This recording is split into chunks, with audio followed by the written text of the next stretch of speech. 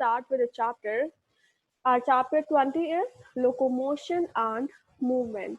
So here at this point आपको सबसे पहले तो ये समझना पड़ेगा कि क्या ये दोनों टर्म्स अलग अलग है, क्योंकि यहाँ पे तो आप अपनी जनरल जो नोशन है उसमें तो यही टर्म्स यूज करते हो कि मैंने मूव कर लिया एक प्लेस से दूसरी जगह पे। अगर मूवमेंट ही लोकोमोशन है तो फिर एनसीईआरटी ने दो अलग अलग टर्म्स को यूज की। उसका मतलब इन दोनों टर्म्स में कहीं ना कहीं कुछ ना कुछ डिफरेंस तो है। मतलब लोकोमोशन अलग है और मूवमेंट अलग है।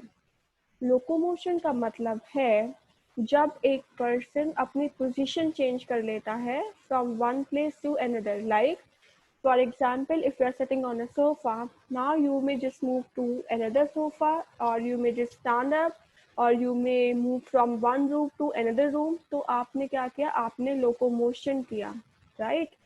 लेकिन अगर आपने अपनी आर्म की पोजीशन चेंज की, अपनी आर्म मूव करी, आपने अब बैठे वहीं पे ही हो, आपने अपनी लेग्स मूव करी, आपकी आईलिड्स मूव कर रही हैं, आपका हार्ट में भी तो मूवमेंट हो रही है ना, तो वो क्या है? उन सबको हम बोलते हैं मूवमेंट। मतलब जहाँ पे पोजीशन नहीं चेंज हो रही लेकिन लोकोमोशन में एक पर्सन की पोजीशन चेंज हो जाती है। इसलिए यहाँ पे एक इम्पॉर्टेंट लाइन दी है सबसे, जो एनसीईआरटी में बहुत इम्पॉर्टेंट है।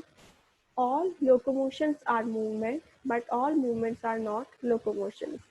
इसको हाईलाइट कर लो, यहाँ से सीधा सीधा क्वेश्चन आएगा, आपको जस्टिफाई करना होगा। The question would be all locomotions are movement, but all movements are not locomotions. Justify the statement.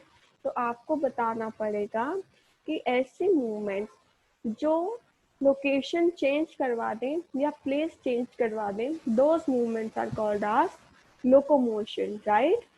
तो फिर लोकोमोटिव मूवमेंट्स के एग्जांपल्स क्या हुए?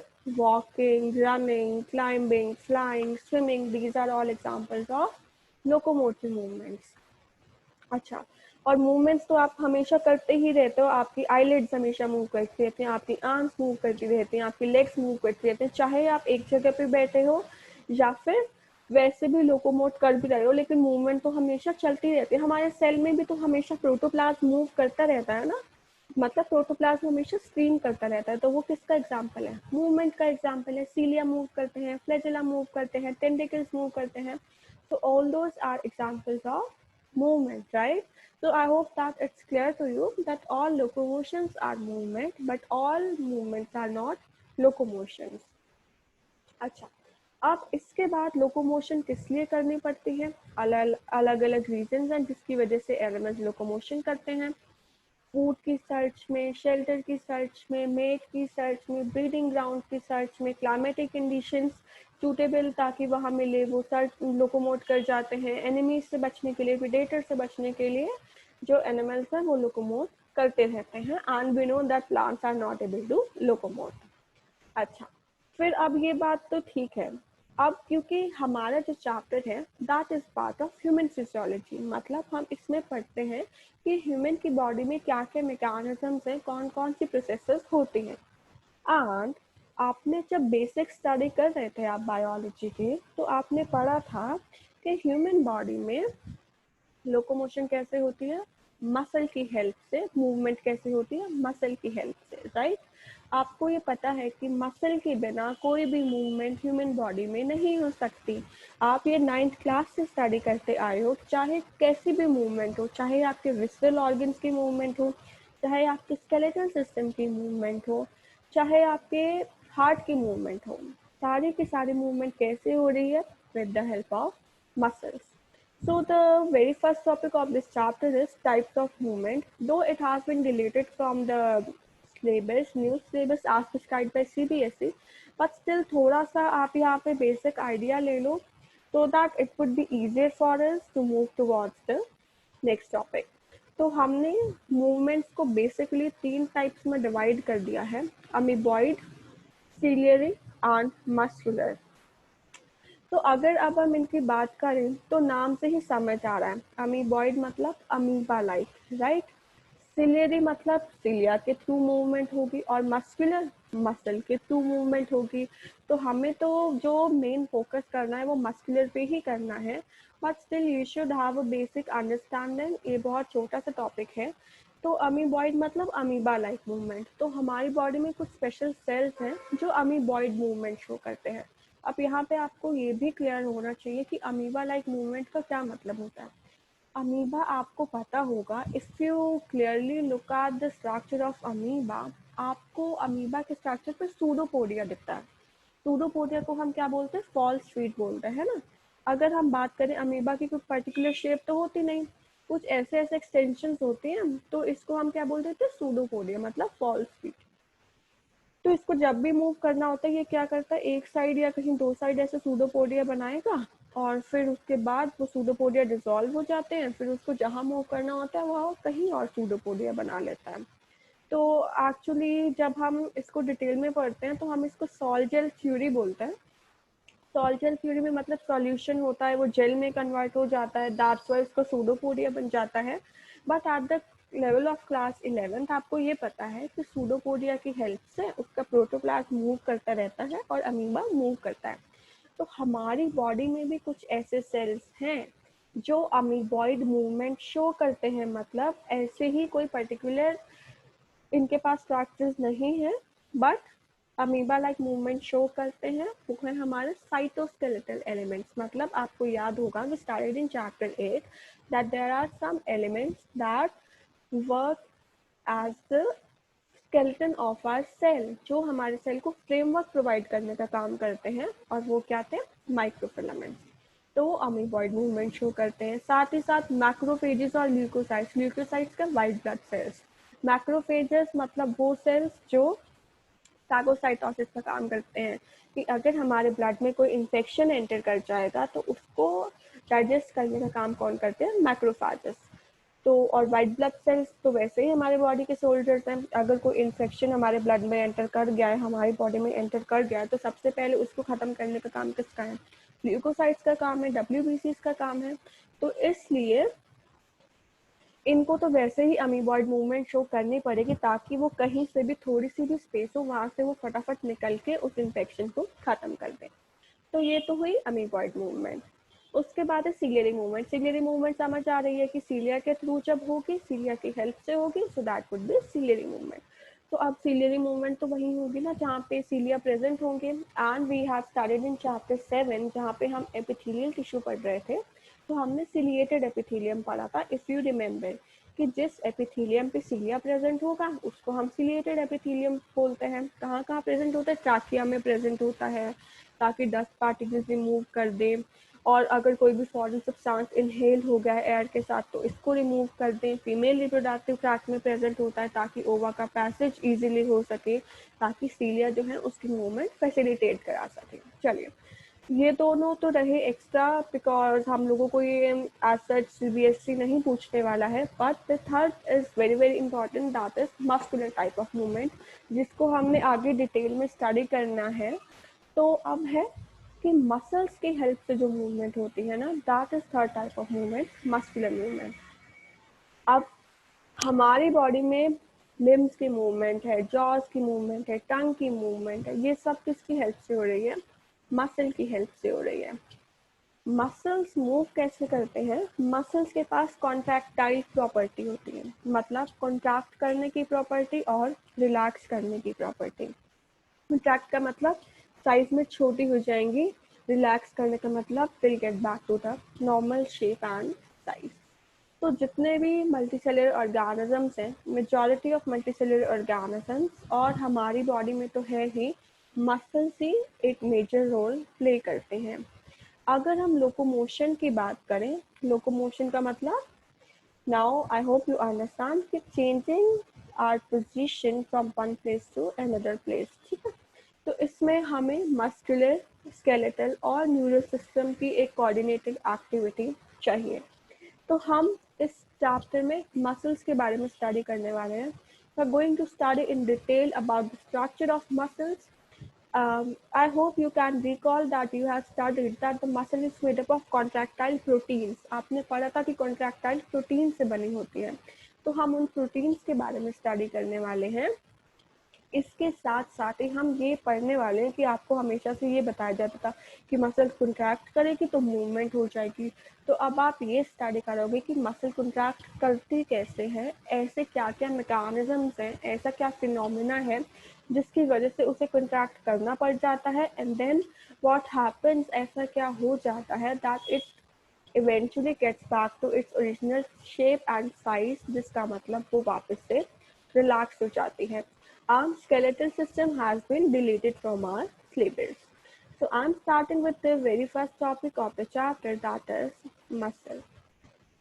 चलिए, अब अगर हम मसल की बात करें तो हम जो मसल है एक स्पेशलाइज्ड टिश्यू है mesodermal origin का.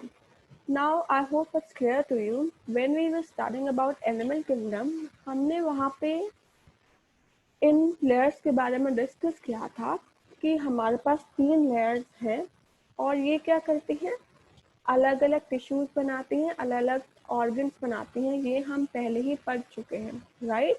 तो अब आपको ये याद रखना पड़ेगा कि जो मसल है that is of mesodermal origin, मतलब जो हमारी मेसोडर्म है वो मसल बनाती है। और अगर हम एक एवरेज ह्यूमन एडल्ट की बात करें तो उसका 40 to 50% जो बॉडी वेट है वो कौन बनाती है, मसल्स बनाती हैं। मसल्स के पास कुछ स्पेशल प्रॉपर्टीज है। एक्साइटेबिलिटी, एक्साइट हो जाती हैं। एक्साइट होने का मतलब इनके पास मैसेज आएगा थ्रू न्यूरॉन। आपने 10th क्लास में न्यूरोमस्कुलर जंक्शन स्टडी किया था, right. When you were studying about control and coordination chapter, आपने वहाँ पे जब न्यूरॉन का स्ट्रक्चर पढ़ा था, आपने वहाँ पे न्यूरोमस्कुलर जंक्शन भी पढ़ा था कि न्यूरॉन मोटर एंड प्लेट के साथ आके अटैच होता है। मतलब न्यूरॉन से जो भी मैसेज आएगा वो मसल के पास रिसीव होगा।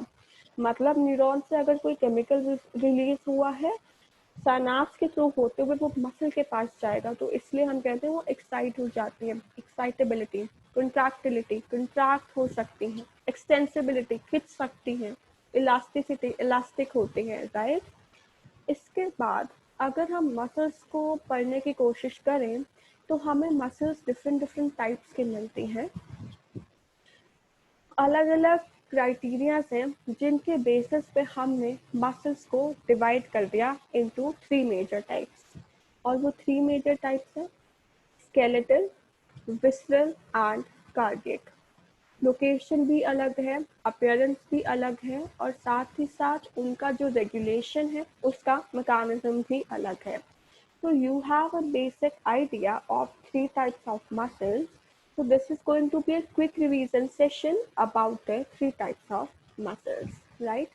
अब हम सबसे पहले बात करते हैं skeletal muscles की। Skeletal muscles का दूसरा नेम है striated muscle।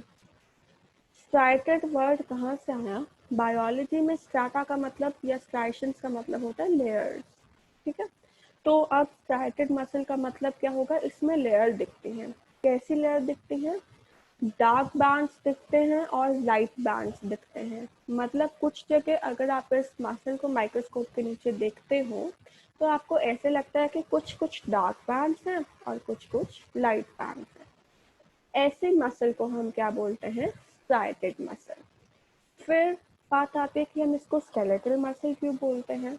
क्योंकि ये मसल हमारे स्केलेटल सिस्टम के साथ अटैच्ड होती हैं और हमारे जो बेसिक स्केलेटन की मूवमेंट है, आर्म्स की मूवमेंट है, लेग्स की मूवमेंट है, वो सब कौन करवाती हैं? ये वाली मसल्स कराती हैं। That's why we call them as skeletal muscles और स्ट्राइटेड मसल्स।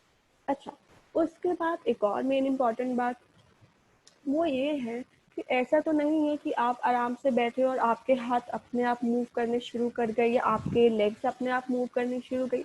ऐसा तो कभी भी नहीं होता।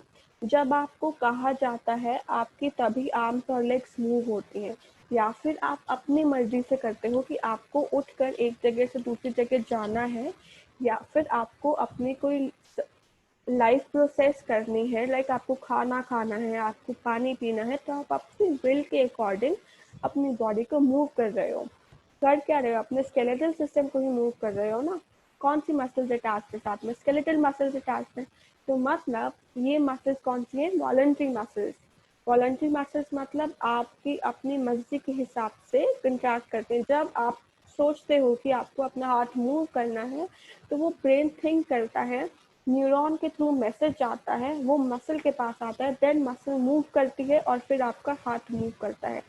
तो आप ये सोचो ये प्रोसेस कितने फास्ट है, बट अल्टीमेटली आपके विल के अकॉर्डिंग है। अगर आप चाहो कि आपका हाथ नहीं मूव करे, अगर आप चाहो कि आपके पैर नहीं मूव करे तो वो नहीं मूव करेंगे, right. So this type of movement is called as voluntary movement, or the skeletal or striated muscles are called as voluntary muscles. Main काम क्या है, लोकोमोटरी एक्शंस में इन्वॉल्व होते हैं, साथ ही साथ in change of body postures, right. तो ये तो हमारी बात रही स्केलेटल मसल्स की। तो जो मैंने पॉइंट्स हाईलाइट किए हैं, you need to highlight this point in your NCERT as well. इसके बाद साथ ही साथ कुछ और करेक्टर्स हैं that we have studied in the basic classes. वो ये है कि जो हमारे स्केलेटल मसल्स होते हैं, they are cylindrical in shape. Cylindrical होते हैं शेप में, साथ ही साथ मल्टी न्यूक्लिएटेड होती हैं। तो आपको ये पॉइंट्स भी याद रखने चाहिए, because a direct question can be asked that you need to differentiate between the three type of muscles. आपको तीनों टाइप के मसल्स के बीच में डिफरेंशिएट करना आज आ सकता है। तो आपको सारे के सारे पॉइंट्स लिखने पड़ेंगे in order to score good marks, right. So I hope skeletal muscle is clear to you. इसके बाद हम मूव करते हैं विस्टरल मसल पे। विस्टरल का मतलब होता है इंटरनल बॉडी पार्ट्स। तो ऐसे मसल्स जो हमारे बिल्कुल बॉडी पार्ट्स में अंदर की तरफ प्रेजेंट है, बॉडी के अंदर प्रेजेंट है, उसको हम बोलते हैं विस्टरल मसल्स। अब आप यहाँ पे सोचो, हमारे कुछ बॉडी मूवमेंट्स ऐसी हैं जिनको हम कंट्रोल नहीं कर सकते। कौन कौन सी हैं? एक बार अगर ईसोफेगस में फूड चला गया, आप अपने स्टमक की मूवमेंट को कंट्रोल नहीं कर सकते। आपको पता होना चाहिए आपकी स्टमक में मूवमेंट होती है। आप अपने इंटेस्टाइन की मूवमेंट को कंट्रोल नहीं कर सकते। आप अपने ब्लड वेसल्स की मूवमेंट को कंट्रोल नहीं कर सकते। आप जो हमारा रिप्रोडक्टिव ट्रैक्ट है उसमें जो मूवमेंट्स हो रहे हैं आप उसको कंट्रोल नहीं कर सकते। अगर आप चाहो भी तो भी आप कंट्रोल नहीं कर सकते, कितनी भी कोशिश कर लो अपने इंटेस्टाइन की मूवमेंट को नहीं कंट्रोल कर सकते, राइट। एलिमेंट्री कैनाल की मूवमेंट को नहीं कंट्रोल कर सकते, लंग्स की मूवमेंट को नहीं कंट्रोल कर सकते, ब्लड वेसल्स को नहीं कंट्रोल कर सकते। तो ये सब क्या है, इनवॉलंटरी मसल्स का काम है। मतलब ये सब इनवॉलंटरी एक्टिविटीज हैं जिनमें आप कुछ भी कंट्रोल नहीं कर सकते। तो involuntary activities are controlled by involuntary muscles, और ऐसे इनवॉलंटरी मसल्स को हम बोलते हैं विसरल मसल्स, मतलब जो हमारी बॉडी में अंदर बिल्कुल इंटरनली प्रेजेंट है। साथ ही साथ अभी जब हमने पहला मसल का एक टाइप डिस्कस किया था, we discuss them as striated muscle, कि उनमें स्ट्राइशंस प्रेजेंट हैं। स्ट्राइशंस का मतलब क्या था, लेयर्स प्रेजेंट हैं, कुछ डार्क बैंड्स हैं और कुछ लाइट बैंड्स हैं। इनमें स्ट्राइशंस प्रेजेंट नहीं है, तो we call them as non striated muscles. तो जब स्ट्राइशंस प्रेजेंट नहीं है तो ये बहुत स्मूथ दिखती हैं, that's why we call them as smooth muscles. उनको वॉलंटरी बोलते थे, तो ये क्या हो जाएंगे, इनवॉलंटरी मसल्स हो जाएंगी। इसके बाद क्योंकि नाम विस्टल मसल्स भी हैं तो प्रेजेंट कहाँ होंगे, इनर वॉल्स में, विस्टल ऑर्गन्स में, like alimentary canal, reproductive tract, right. क्योंकि स्ट्राइशंस नहीं है तो ये स्मूथ इन अपीयरेंस होती हैं। कौन कौन से काम में हेल्प करती हैं, फूड के ट्रांसपोर्टेशन में और gametes की ट्रांसपोर्टेशन में through the genital tract. In addition to that, जो हमारे विसरल मसल्स हैं या फिर हम कहें जो हमारे स्मूथ मसल्स हैं, ये स्पिंडल शेप की होती हैं। स्पिंडल शेप का मतलब क्या है, दोनों साइड से पॉइंटेड होती हैं। जो भी कोई स्ट्रक्चर जो दोनों साइड से पॉइंटेड होता है उसको हम स्पिंडल शेप बोलते हैं। And in addition to that, जो हमारे विसरल मसल्स हैं इन ये यूनिन्यूक्लिएट होती हैं। यूनिन्यूक्लिएट मतलब single nucleus. Skeletal muscles multi nucleate थी, विसरल मसल्स यूनिन्यूक्लिएट कंडीशन है। तो ये दो एक्स्ट्रा पॉइंट्स याद रखना। आफ्टर दैट नेक्स्ट है कार्डियक मसल। तो नेम ही डिनोट कर रहा है कार्डियक कहाँ से आया, हार्ट से आया। तो ऐसे मसल्स जो हार्ट में प्रेजेंट है उनको हम क्या बोलते हैं, कार्डियक मसल्स बोलते हैं। अब ये जो कार्डियक मसल्स है ना, इनका बहुत यूनिक फीचर्स हैं जो हमें ऑब्जर्व होते हैं। वो यूनिक फीचर्स क्या हैं? पहला तो यूनिक फीचर ये है कि हमने अभी जो दोनों टाइप्स के मसल्स को पढ़ा है ना, दोनों के करेक्टर्स कार्डियक मसल शो करती हैं। दोनों के करेक्टर्स कैसे शो करती है? दोनों के करेक्टर्स ऐसे शो करती है कि जो इसकी अपीयरेंस है वो तो मिलती है स्केलेटल मसल से, मतलब स्ट्राइटेड मसल से। इसका मतलब ये हुआ कि जो हमारी कार्डियक मसल है वो कैसे होगी, स्ट्राइटेड होगी, मतलब इस पे स्ट्राइशन शो हो। लेकिन जो इसकी रेगुलेशन है ना, वो स्मूथ मसल से मैच करती है। मतलब जैसे स्मूथ मसल इनवॉलंटरी है ना, वैसे ही कार्डियक मसल भी इनवॉलंटरी है। तो दोनों के करेक्टर्स आ गए, स्केलेटल से आया स्ट्राइशन और स्मूथ से क्या आया, इनवॉलंटरी। तो दोनों के करेक्टर्स दिखा दिया। लेकिन फिर सबसे इम्पोर्टेंट बात तो ये हुई कि ऐसे इन मसल्स में क्या स्पेशलाइजेशन है कि सिर्फ और सिर्फ हार्ट में ये प्रेजेंट है और हमें इन्हें अलग से स्टडी करना पड़ रहा है। तो इनमें स्पेशलाइजेशन ये है कि अगर आपको याद होगा या आपने कभी ऑब्जर्व किया होगा कि जब भी कभी बहुत ज़्यादा एक्सरसाइज हो जाती है, कभी भी जब बहुत ज़्यादा काम करना पड़ जाता है, बहुत ज़्यादा आपने कोई फिजिकल वर्क कर लिया, तो लेग्स में पेन होने लग जाता है, आर्म्स में पेन होने लग जाता है, होता है ना। अगर बहुत टाइम बाद ऐसे करो, हम कहते हैं कि मसल क्रैम्प्स हो गए हैं। तो वो क्यों होता है? क्योंकि जब भी हमारी मसल्स को हम बहुत ज़्यादा काम करते हैं, कोई बहुत एक्सरसाइज कर दिया, बहुत ज़्यादा एक साथ काम कर दिया, तो हमारी मसल्स को ऑक्सीजन मिलने कंपैरेटिवली कम हो जाती है। उस केस में क्या होता है, लैक्टिक एसिड बनना स्टार्ट हो जाता है। आपने ये 10th क्लास में पढ़ा, राइट। फिर जब लैक्टिक एसिड बनना स्टार्ट हो जाता है तो उस लैक्टिक एसिड की एक्यूमुलेशन की वजह से हमें मसल क्रैम्प्स होते हैं या फिर बॉडी में पेन होता है। तो जब भी कभी बहुत टाइम बाद एक्सरसाइज करते हैं तो वो पेन का जो रीज़न है वो लैक्टिक एसिड है। अब ये जो कार्डियक मसल्स हैं ये तो लाइफ लॉन्ग बीट ही करती रहती हैं, मूव ही करती रहती है, मतलब from the very first day of the birth के बर्थ से भी पहले, when the human is an form of embryo, जब वो एम्ब्रियो की फॉर्म में होता है तब से ही हार्ट की तो डेवलपमेंट हो जाती है। तो तब से बीटिंग ये मसल्स कर रही हैं और कब तक करती हैं, till the very last day, चाहे वो 80 ईयर्स की एज हो, 60 ईयर्स की एज हो या कितनी भी एज हो। बट ये तो कभी एक सेकंड भी नहीं रुकी। तो फिर इनमें कुछ ना कुछ स्पेशलाइजेशन तो होगी ना, कि ये कभी थकती नहीं है, इनमें लैक्टिक एसिड का एक्यूमुलेशन नहीं होता। तो स्पेशलाइजेशन तो है इनमें। वो स्पेशलाइजेशन ये है कि इन कार्डियक मसल्स के पास न्यूमरस नंबर ऑफ माइटोकॉन्ड्रिया होते हैं। इतने सारे माइटोकॉन्ड्रिया होते हैं कि वो इतनी ज़्यादा एनर्जी प्रोड्यूस करते हैं कि ये किसी भी केस में थकती नहीं है, ये टायर्ड नहीं होती, और यही रीज़न है कि ये हमेशा रेगुलरली कॉन्टिन्यूसली बीट करती रहती हैं। तो इसलिए ये इतने ज़्यादा स्पेशलाइज्ड मसल्स हैं, दैट्स वाई इनको हम एक अलग कैटेगरी में स्टडी करते हैं। तो ये तो अब क्लियर हो गया that these muscles are the muscles of heart. इसके बाद एक इम्पॉर्टेंट पॉइंट और है कि ये जो कार्डियक मसल्स होती है ना, ये ब्रांचिंग पैटर्न में असेंबल होती है। If you would look at the diagram of cardiac muscles, that is obviously not given in this NCERT, but आपको 9th क्लास की बुक में भी मिल जाएगा। तो वहाँ पे आप ध्यान से देखोगे तो ये जो कार्डियक मसल्स हैं ये ब्रांचिंग फॉर्म में प्रेजेंट होते हैं।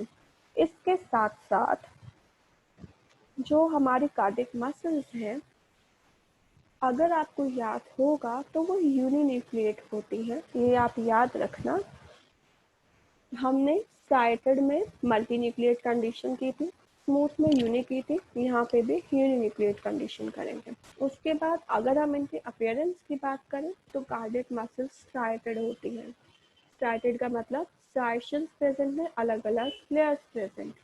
फिर एक और फीचर जो हम डिस्कस कर चुके हैं कि ये इनवॉलंटरी है। इनवॉलंटरी का मतलब we can not control them. So here we complete the discussion of 3 types of muscles. इसके साथ साथ एक बात और रह गई कार्डियक मसल में बताने की कि कार्डियक मसल्स में जहाँ पे ब्रांचिंग होती है ना, तो अलग अलग ब्रांचेस में ज्वाइन होती हैं बाय इंटरकालेटेड डिस्क। तो आपके पास कभी कभार ये एमसीक्यू आ जाता है कि intercalated discs are present in dash type of muscles, so your answer should be cardiac muscles. Intercalated discs actually structures है specifically जो cardiac muscles को bond करने में help करते हैं ताकि सेल्स के बीच में सिग्नल ट्रांसमिट हो सके और सारी की सारी मसल्स एक साथ कॉन्ट्रैक्ट कर सके और एक साथ रिलैक्स कर सके। So here is the complete discussion of 3 types of muscles. इसके बाद जो हमें करना है, as per the syllabus, हमें skeletal muscle को डिटेल में स्टडी करना है और उसके बाद skeletal muscle को डिटेल में स्टडी करने के बाद हमें skeletal muscle का स्ट्रक्चर पूरा देखेंगे कि कौन कौन से प्रोटीन्स हैं। ये एक मसल का आपको बेसिक फंडामेंटल यूनिट दिखाया हुआ है जो आपको बी पार्ट दिखाया हुआ है सार्कोमेयर। हम इसको डिटेल में स्टडी करेंगे, इसके पार्ट्स डिटेल में स्टडी करेंगे, तब हम पढ़ेंगे कि एक मसल कैसे कंट्रैक्ट करती है। But for today's class I would expect all of you to keep these phenomena in your mind so that in next class we can start with the discussion of skeletal muscle and detail.